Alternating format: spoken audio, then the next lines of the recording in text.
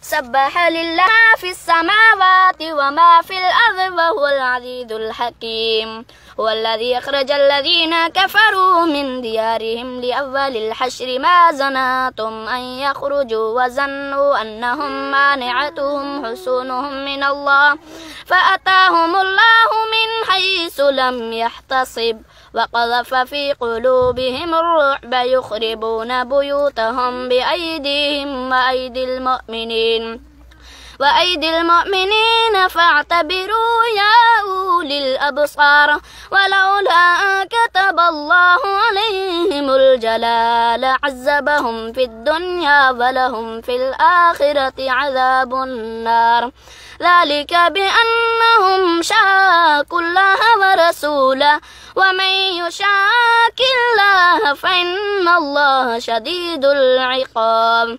ما قطعتم من لينة أو تركتموها قائمة على أصولها فبإذن الله وليخزي الفاسقين وما أفاء الله على رسوله منهم فما أوجفتم عليه من خيل ولا ركاب ولكن الله يسلط رسله على من يشاء والله على كل شيء قدير.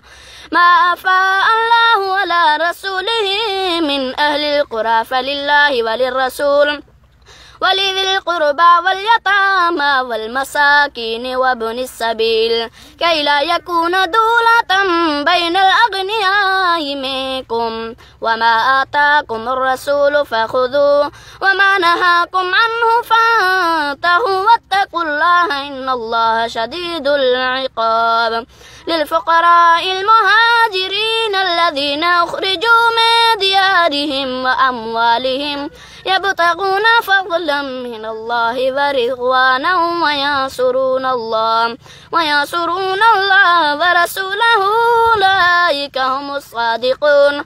والذين تبوأوا الدار والإيمان من قبلهم يحبون من هاجر إليهم ولا يجدون في صدورهم حاجة مما أوتوا ويؤثرون على أنفسهم ولو كان بهم خصاصة ومن يوق شح نفسه فأولئك هم المفلحون.